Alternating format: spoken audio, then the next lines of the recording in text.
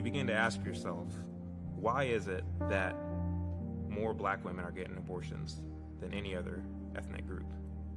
And you begin to look at maps of where these Planned Parenthood clinics are situated.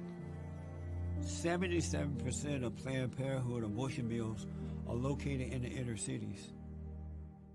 Somehow, the script was flipped, and so it became a civil right to abort a child. It is her body, it is her right, it is her decision. It became a woman's reproductive right, but nobody really examined the motives behind it. 52% of all African-American pregnancies end in abortion, 1,786 a day.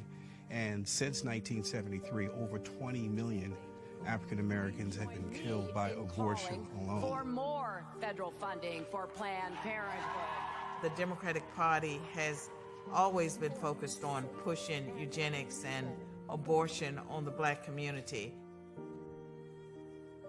Margaret Sanger, the woman that ultimately founded what became Planned Parenthood, believed that certain people were degenerate, were unworthy of living.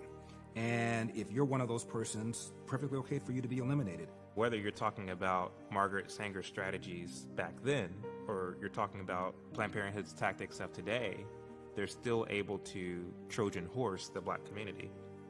That is, to deliver this message of we're for women's health, we're for the black community. More than half of Planned Parenthood centers are located in areas without ready access to health care. Here you have the left wing embracing Planned Parenthood, embracing the pro-choice movement, completely oblivious to the fact that Margaret Sanger was not particularly fond of poor black people who, in her view, could not make it on their own. I think the greatest sin in the world is bringing children into the world that have disease from their parents, that have no chance in the world to be a human being, practically. Delinquents, prisoners, all sorts of things just marked when they're born. That, to me, is the greatest sin. I see black people argue that if a woman is poor, she shouldn't have a child.